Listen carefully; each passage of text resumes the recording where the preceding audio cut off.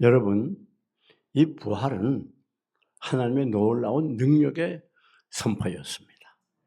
사망 권세를 깨치고 부활하신 이 주님의 부활은 또한 첫 열매로서 우리 주님만 부활하신 게 아니라 주님을 믿고 따르는 우리 그리스도인들도 모두 부활한다고 하는 걸 확실히 보여주고 있는 것입니다.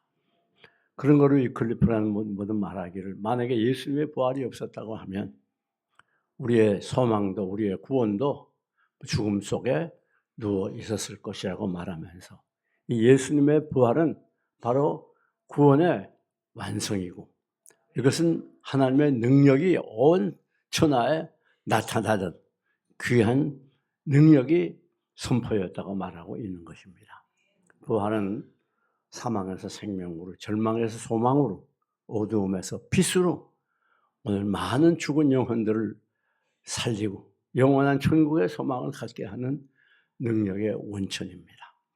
여러분, 오늘 본문은 예수님의 부활에 대해서, 그 부활의 특이성이 뭔가, 독특성이 무엇인가 하는 것을 잘 가르쳐 줍니다. 예수님의 이 부활은 모든 인간들의 삶과 완전히 다릅니다. 거기에는 오늘 본문의 몇 가지 특이성이 기록되어 있습니다. 그 첫째는 오늘 본문 20절을 보면 그의 능력이, 그래서 그의 능력은 하나님의 능력을 의미합니다. 즉 하나님의 능력이 그리스도 안에서 역사하사, 그리스도 안에서 그리스도 안에서 하나님의 능력이 역사해서 무슨 일이 일어났습니까? 죽은 자들 가운데에서 구속하시고 구원하시고 살리시고 그랬어요. 그리고 하늘에서 하나님의 옆에 앉으셨다, 즉 보좌에 앉으셨다고, 오른편에 앉으셨다는 거예요. 이게 바로 부활의 첫째 특성입니다. 여러분, 여기에 우리 예수님이 하나님 보좌 우편에 앉으셨다고 하는 건 몇 가지 중요한 의미를 보여주고 있습니다. 그것은 첫째로 범우주적인 주권을 말해요. 이 세상 모든 만물들은 우리 주님의 주권하에 있다고 하는 걸 가르치는 겁니다. 뿐만 아닙니다. 두 번째는 최고의 통치권을 의미해요. 여러분, 이 세상의 모든 통치자들, 왕들도 있고 대통령도 있고 여러 종류의 통치자들이 있지만은 그 모든 통치권은 바로 우리 예수님에게 있다고 하는 것을 가르칩니다. 그래서 우리가 이 세상을 바라보면서 여러 가지 되어지는 정치 현황에 대해서, 사회 현상에 대해서 낙심할 필요가 없어요. 왜 그런가 하면 그것은 결코 우연으로 되어지는 게 아닙니다. 우리 하나님의 한 나라를 세우시도 하고 멸하시도 하고, 또 한 사람을 일으키기도 하고 한 사람을 낮추기도 해요. 즉 이 세상의 모든 통치권은 누구에게 있는가 하면 부활하신 예수님에게 있다고 하는 것을 가르쳐 주는 것입니다. 뿐만 아니라 다음은 무한한 능력과 영광이라고 하는 것을 가르쳐요. 즉 이렇게 우주 만물을 통치하고 다스리는 주권을 가진 부활하신 우리 주님은 무한한 능력이 있어요. 그렇기 때문에 그 능력으로 모든 일을 무엇이나 할 수 있다고 하는 것을 가르쳐요. 그건 매우 영광스러운 일이 아닐 수 없습니다. 다음 네 번째, 예수님께서 이 땅에 계시면서 당하신 그 수고와 순환, 고통은 바로 이제 예수님의 참 안식과 또 예수님의 기쁨으로 나가게 되었다는 것을 가르칩니다. 더 이상 우리 주님이 부활하시고 나서 그런 땅에 계시면서 당하신 수모와 고난을 당하지 않아요. 이제는 하나님 우편에서 무한한 영광 가운데에서 또 기쁨 가운데에서 안식을 누리시게 된다는 것을 가르치는 것입니다. 자, 그러면 이 보좌 우편에 계신다고 하는 것은 무슨 의미가 있는가 하면, 첫째는 누가복음 22장 69절을 보니까 내가 권능의 보좌에 앉게 된다, 우리 주님이 이렇게 말씀하고 있어요. 그게 무슨 말인가 하면 이 예수님의 우편, 오른편 보좌라고는 뭘 의미하는 거 아니에요? 권능을 의미하는 거예요. 우리 예수님은 능치마다이 없는 권능자라고 하는 걸 가르치는 것입니다. 다음은 두 번째, 히브리서 1장 3절을 보면 그 보좌는 높은 곳에 있다고 그랬어요. 많은 사람들이 바라보는 높은 곳에 있다고 말합니다. 그럼 우리 주님께서 하나님 우편에 보좌에 앉으셔서 무슨 일 하시는가? 이게 놀라운 일이에요. 로마서 8장 34절을 보면 우리를 위해서 기도하신다고 그랬어요. 이게 참 놀라운 일이죠. 예수님은 보좌 우편에서 여러분들을 위해서 계속 기도하고 계세요. 여러분, 오늘 우리들이 이 세상 살아가면서 외로움을 느낄 때가 많고 또 낙심하고 좌절할 때도 수없이 많습니다. 그러나 우리가 꼭 기억해야 돼요. 무슨 말인가 하면 오늘 여러분들은 하나님의 보호자 우편에서 여러분을 위해서 계속 기도하고 계시는 예수님을 기억해야 되는 것입니다. 우리가 신앙생활하면서 낙심할 때가 많아요. 기도해야 되는 것뿐이 알지만 기도 잘 못할 때도 많아요. 또 기도하다가 절 때도 많고 또 우리 기도가 하나님의 뜻대로 되어져야 되지만은 사실 그렇지 못하고 내 욕심대로 내 생각대로 기도할 때도 많아요. 기도하고 싶지만은 여러 가지 이 세상 일로 인해서 기도할 마음이 없어지게 되고 오히려 기도를 멀리할 때도 많습니다. 그러나 여러분 우리가 지금 이 자리까지 와서 하나님께 계속 예배를 드리는 건 내가 잘나고 훌륭하고 똑똑해서가 아닙니다. 하나님의 보호자 우편에서 우리 주님이 여러분을 위해서 계속해서 기도하고 계시기 때문에 우리 어떤 경우에도 결코 하나님 완전히 떠날 수 없는 거예요. 이 땅의 모든 중보 기도 중에 우리 주님의 기도처럼 강력하고 효과 있고 우리 주님의 기도처럼 능력 있는 기도는 이 세상에 없습니다. 우리 그리스도인들은 어떤 경우에도 결코 망하지 않아요. 여러분 세상 사람이 아무리 우리를 밟고 없어 여기고 왕따시켜 돌려놓아도 우린 걱정할 필요가 없습니다. 보호자 우편에서 우리를 위하여 계속 기도하시는 예수님의 기도가 있는 이상 여러분은 예수님의 기도를 통해서 날마다 새 은혜 받게 되고 새 능력 공급받게 되고 새로운 에너지를 가지고 그만 세상에서도 낙심하지 아니하고 앞을 향하여 전진할 수 있게 되는 것이에요. 이게 얼마나 감사한 일인지 모릅니다. 세상 사람 다 우리를 버리고 멀리해도 아무도 나를 위로해 주는 사람 없고 내 마음을 이해해 주는 사람 없어도 그러나 우리 주님은 보호자 우편에서 여러분의 이름을 불러가면서 한 사람 한 사람 기도해 주고 있다고 하는 거 이게 얼마나 대단한 위로 우리에게 힘이요 우리의 삶의 에너지가 됩니까? 그런 거로 그만 세상 살아갈 동안에 날마다 우리는 감사하면서 살아가야 되고 어떤 경우에도 좌절하지 또 넘어지지 말아야 되는 것입니다. 왜? 우리는 나도 모르는 사이에 우리를 위해서 계속 기도하시는 예수님의 기도가 있기 때문이에요. 여러분 뿐만 아니라 이 보좌에서 우리는 무슨 일을 하셨는가? 우리가 사도행전 7장 55절에서 56절을 보면 거기 놀라운 이야기가 기록되어 있어요. 이 초대교회 첫 순교자인 스데반이 이제 억울하게 말씀을 전하다가 이스라엘 민족에게 돌에 맞아 죽게 됩니다. 그때 우리 주님이 그 하나님 보호자 우편에서 일어났어요. 일어나서 내려다보고 계셨습니다. 참 이게 얼마나 감격스러운 일입니까? 아니 이 세상에 얼마나 많고 많은 사람도 있는데 아니 한 사람이 죽는다고 그래서 우주 만물을 통치하시고 다스리는 우리 주님께서 일어나서 관심을 가지고 보셨다고 하는 거 이게 얼마나 감동스러운 일입니까?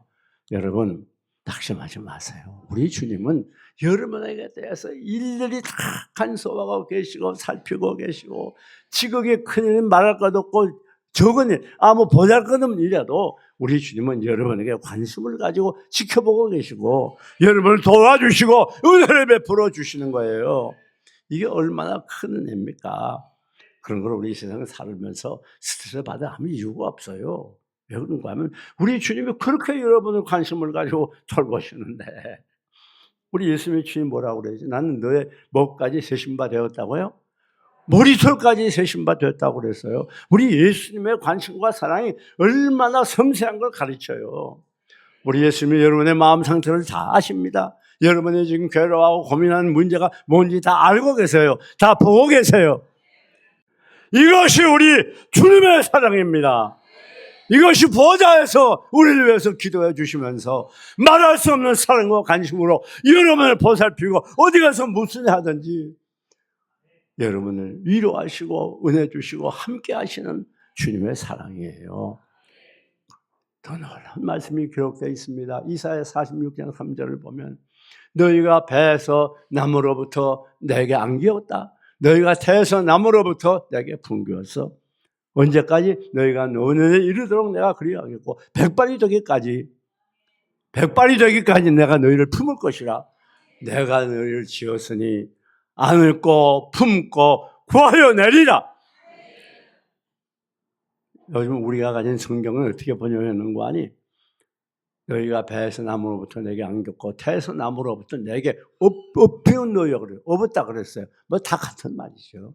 이거 뭘 말하냐면 하나님이 첫째는 여러분이 일생 다 가도록 태에서 나무로부터 백발이 되기까지 노인 되어서 늙어 죽기까지 아주 천성에 이르기까지 여러분을 안아주시고 품어주시고 환난에서 구하여 낸단 말이에요. 이래도 감동이 없으면 이상한 사람이죠. 하나님의 사랑이 어디까지 있는가 참 놀라운 일이죠.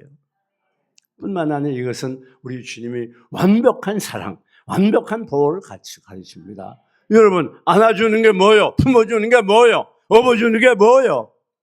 그건 하나님의 완전한 사랑을, 완전한 보호를 인도하심을 가르치는 거예요. 여러분이 이 땅을 살아가는 동안 험한 일 많이 당하고 사건 사고에 부딪힐 때가 얼마나 많습니까? 외롭고 고달퍼서 마지막 한숨을 쉬면서 세상을 떠나고 싶은 때도 없잖아 있을 거예요. 그러나 여러분 그때도 우리 주님은 하나님 보좌 우편에서 여러분을 관심을 가지시고 여러분을 안아주시고 품어주신다고 하는 거 잊으면 안 됩니다. 그래서 오늘 우리가 이 시간까지 하나님 믿고 의지하고 이 자리에 나온 거예요. 그렇지 않다면 우리가 하나님께 나와서 벌써 하나님 떠났죠. 이것이 보호자 우편에 계신 우리 주님이 우리를 위해 하시는 놀라운 사랑의 일입니다. 여러분, 그러니까 우리 예수님의 부활의 특성은 뭔가 하면 보호자 우편에 계시는 거예요. 자, 우리는 그런 거로 날마다 이 보호자 우편에 계신 주님 바라보고 살아가야 돼요. 다시 말하면 우리의 삶의 중심이 이 세상이 아니라 우리 하늘나라에 있어야 된다는 걸 가르칩니다. 우리 이 세상에서 살다가 이 세상에서 썩 없을 존재들이 아니에요. 오늘 우리는 이 땅에 살다가 죽어도 다시 살아서 우리 주님처럼 영원히 영원한 천국에서 사는 하늘나라의 백성들이라는 걸 잊으면 안 됩니다. 우리의 삶의 중심, 그건 바로 이 세상이 아니라 영원한 천국에 있다는 거, 이걸 반드시 기억해야 됩니다. 그래서 골로새 3장 1절에서 사도 바울이 뭐라고 말합니까? 깨어라. 위의 것을 찾아라. 땅 거기에는 그리스도가 우편에 계시니 땅의 것을 생각하지 말고 위의 것을 생각하라. 그렇게 말하지 않아요? 여기서 뭐 세상 것은 내버려두고 무관심하라는 말이 아닙니다. 우리 삶의 중심이 하늘에 있어야 된다는 걸 말하는 거예요. 네. 세상 것에 매워서 하나님 멀리하며 범죄하지 말고 이제부터 우리는 하늘나라의 소망을 바라보고 부활하신 주님을 바라보고 오늘도 내일도 믿음으로 나가야 될 것입니다. 여러분, 그런데 다음 두 번째 예수 부활의 특성은 무엇입니까? 오늘 21절이 보여주죠. 모든 통치와 권세와 또 능력과 주권과 그리고 오늘 세상과 이제 올 다음의 세대에 일컬을 모든 이름 위에 뛰어난 이름을 주셨다. 이게 무슨 말인가 하면 우리 하나님이 이제는 뛰어난 이름을 주셨어요. 우리 주님에게. 그래서 빌립보 2장 8절에 비슷한 말이 기록되어 있습니다. 하늘에 있는 자리와 땅에 있는 자리와 땅 안에 있는 모든 사람들이 다 예수의 이름 앞에 무릎을 꿇는다. 그렇게 말했어요. 다시 말하면 우리의 주님은 이제 부활하셔서 위대한 이름, 뛰어난 이름을 갖게 되었다면 이것이 바로 부활의 두 번째 특성입니다. 여러분이 예수님의 이름에 대해서 성경에 여러 곳에 기록되어 있어요. 즉 거룩한 이름, 또 뛰어난 이름, 또 능력 있는 이름, 큰 이름, 선한 이름, 영화로운 이름, 여러 가지 이름들이 기록되어 있습니다. 우리 주님의 이름은 우리 보통 사람들, 뛰어난 세상 사람들의 이름과 달라요. 이건 완전히 대단한 이름입니다. 거룩한 이름입니다. 영화로운 이름입니다. 이런 이름을 가지셨어요. 우리 주님과 같은 그런 이름을 가진 사람이 이 땅에 아무도 없어요. 자, 그렇다면 이 예수님의 이름의 능력이 무엇입니까? 성경은 말하기를 첫째는 죄에서 하는 능력이 있습니다. 내가 죄에서 하는 권세가 있다고 말씀하지 않았어요? 우리 죄가 예수님의 이름으로 사함을 얻게 되는 거예요. 뿐만 아닙니다. 예수님의 이름은 구하면 받을 수 있는 능력 있는 이름이에요. 우리가 하나님께 구하게 될 때 내가 잘나고 훌륭하고 똑똑하고 선한 일 많이 해서 착해서 응답해 주시는 게 아니에요. 오직 예수님의 이름으로 예수님의 이름의 능력으로. 여러분 요한복음 15장에 뭐라고 그랬죠? 너희들이 무엇이든 내 이름으로 구하면 시행하리라. 그렇게 약속을 하셨어요. 이게 예수님의 이름의 능력입니다. 그런 거를 우리가 이렇게 새벽마다 때를 따라 나와서 하나님께 기도하는 건 그저 헛된 허공을 치는 그런 게 아니에요. 왜? 예수님의 이름의 능력이 우리의 기도를 하나님이 응답해 주도록 하시는 거예요. 하나님의 우리를 보실 때 예수님의 이름을 보고 예수님의 이름으로 구하는 걸 보고 우리에게 필요를 채워주시고 기도를 응답해 주시는 거예요. 이게 대단한 능력 아닙니까? 예. 여러분, 예수님의 이름의 능력은 바로 세례를 베푸는 거예요. 성자와 성부와 성자와 성령의 이름으로 내가 세례를 주노라 그렇게 하잖아요. 세례를 줄 때. 예수님의 이름의 능력은 바로 세례를 주는 거예요. 뿐만 아니라 예수님의 이름은 능력은 구원을 받을 수 있어요. 이 세상 어떤 이름도 구원을 받은 이름이 없다고 그러죠. 사도행전을 보니까 4장 13절에 이 세상에 어떤 이름도 구원받을 만한 이름을 준 일이 없다 그래요. 여러분, 우리의 구원은 오직 예수 그리스도 한 분이 있다는 거, 거기에만 길이 있고 생명이 있다는 거, 이걸 우리가 분명히 기억해야 돼요. 다른 데 가서 아무리 기웃거리고 무엇을 얻어보려고 해도 거기에 참 구원이 없어요. 구원은 오직 어디? 예수 그리스도의 이름에만 있습니다. 뿐만 아니라 우리 예수 그리스도의 이름은 무한한 능력이 있어요. 여러분, 바울과 실라가 어디 갔죠? 예루살렘 성전으로 올라갔어요. 올라가다가 그 문 앞에 나면서부터 앉은매 된 사람이 구걸해요. 그때 뭐라고 말하죠? 내가 응과 금은 없거니와 내게 있는 것을 내게 주노니 나사렛 예수 그리스도의 이름으로 일어나라! 걸어라! 헐떡벌떡 일어났죠. 태어나면서 한 번도 일어나지 못한 사람들. 예수님의 이름은 이와 같이 능력이 있습니다. 귀신을 내어 쫓는 능력이 있습니다. 예수님의 이름의 능력은 무한한 능력이에요. 여러분, 이것으로 우리는 날마다 하나님을 찬양하고 예수님의 이름을 영광 돌려야 될 것입니다. 뿐만 아닙니다. 세 번째 예수님의 부활의 특성은 뭔가 하면 만물을 그 아래 발 아래 복종시켰다. 오늘 그렇게 말하지 않아요. 22절에. 여러분, 무슨 말인가 하면 예수님의 이 부활은 이제 높은 보좌 위에서 만물이 다 그 이름 앞에 무릎을 꿇고 복종하는 거예요. 이게 빌립보 2장 10절에도 비슷한 말씀이 기록되어 있지 않습니까? 다 예수님의 발 앞에 복종하는 거예요. 예수님의 이름은 이와 같이 능력이 있고 권위가 있고 권세가 있는 거예요.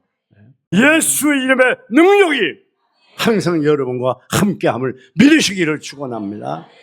뿐만 아니라 마지막 여러분 22절을 보면 뭐라고 그랬죠? 만물을 그 앞에 복종하게 하시고 그 만물 위에 교회 머리로 세웠다 그랬습니다. 마지막 예수 이름의 이 특징은 뭔가 하면 교회 머리로 세우시는 거예요. 여러분 이게 무슨 말인가 하면 오늘 우리 예수님과 교회는 뗄래야 뗄 수 없는 관계가 있는 거예요. 이걸 여러분 분명히 알아야 돼요. 어떤 때는 예수님이 여러분과 가까이 하고 어떤 때는 예수님이 여러분을 멀리하는 게 아니에요. 또 내가 하나님을 잘 믿을 때는 예수님이 가까이 오시고 내가 또 범죄하고 떠날 때는 예수님이 멀리 떠나는 게 아니에요. 예수님은 우리의 행위에 따라서 이렇게 하고 저렇게 하는 분이 아니에요. 예. 여러분이 어떤 상황에 있어도 예수님과 우리의 관계는 끊을래야 끊을 수 없는 긴밀한 관계예요. 긴밀한 관계. 그래서 성경은 이 관계를 뭐라고 말하는가 하면 남편과 아내의 관계로 또 아버지와 아들의 관계로 왕과 신하의 관계로 목자와 양의 관계로 여러 가지 관계로 표현하고 이 모든 관계는 무슨 의미를 가지고 있는가 하면 뗄래야 뗄 수 없는 관계가 있다는 거예요. 무슨 관계? 사랑의 관계예요. 그래서 로마서 8장 33절에 뭐라고 그랬죠? 내가 확신하노니 사망이나 생명이나 권세자들이나 천사들이나 높음이나 깊음이나 다른 아무 피조물이라도 우리를 우리 주 예수 그리스도의 사랑에서 끊을 수 없느니라. 우리 주님의 사랑을 끊을 자 이 세상에 아무도 없어요. 내가 환난이나 공고나 기근이나 위험이나 적신이나 칼이라 그 무엇도 우리를 우리 주 예수 그리스도의 사랑에서 끊을 수 없느니라. 끊을 수 없느니라. 끊을 수 없느니라. 하나님의 이런 강력한 사랑이 여러분을 붙잡고 있기 때문에 우리 언제 어느 때 어떠한 상황에도 결코 뒤로 물러가 주님에 빠지지 아니하고 날마다 용기와 담대함을 가지고 이 세상을 승리할 수가 있는 것입니다. 얼마나 놀라운 일입니까? 어디 그뿐입니까? 이 머리와 이 몸의 관계라고 하는 건 바로 이 몸은 머리의 지시를 받고 따라야 된다는 걸 가르쳐요. 여러분, 이 머리가 명령합니다. 야, 너 오른쪽 오라. 그럼 오른쪽으로 가야 될 거 아니에요, 몸이. 그래요, 안 그래요? 머리가 앉아 그러면 앉아야 될 거네요. 그래, 머리가 너 저 앞에 좀 가봐. 그런데 몸이 안 가. 이거 움직이지 않아, 이거. 예? 안 가, 이게. 그럼 병난 거죠. 무슨 말인가? 우리 이 그리스도의 몸인 교회는 머리 대신 예수님의 말씀에 절대적으로 순종하고 따라가야 되는 걸 가르쳐요. 내가 원하는 대로 하는 게 아닙니다. 우리 그리스도인의 삶은 내 욕심대로, 내 이익권대로 살아가고 내 감정대로 살아가는 게 아니에요. 나와 세상 엉킨 것 없이 오직 그리스도로 충만해서 우리 예수님의 그 말씀대로 머리 대신 주님의 지시대로 순종하며 따라가야 그게 참 신자다운 신자예요. 한 걸음 한 걸음 주 예수와 함께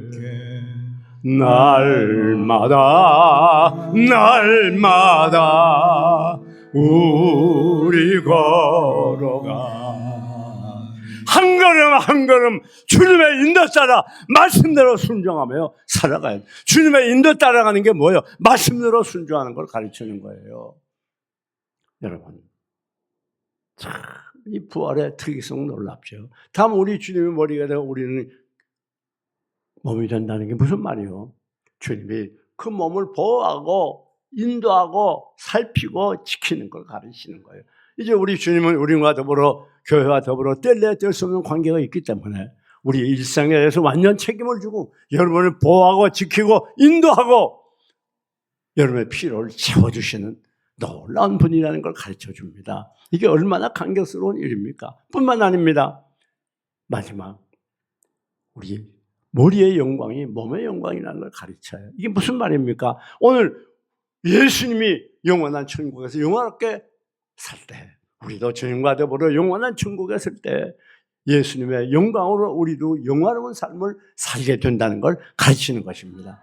이제 말씀을 맺습니다. 사랑하는 교회 여러분, 이제 우리는 예수님이 부활하실 때 우리 위해서 부활했다는 걸 분명히 기억해야 돼요. 로마서 4장 23절을 보면 우리 예수님은 우리의 범죄함을 위하여 내어주고 우리를 의롭다 하시기 위하여 살아났다고 그랬어요. 예수님이 이 땅에 오셔서 수상고난당하고 죽으신 것도, 예수님이 사망 권세를 깨치고 부활한 것도 다 우리를 위한 우리 주님의 사랑이라는 걸 우리 기억해야 돼요. 그렇기 때문에 우리 하려는 뭡니까? 나가서 예수님의 제자들처럼 부활의 복음을 만천하에 전해야 될 책임이 있는 거예요. 예수 부활하셨다. 예수 부활하셨다.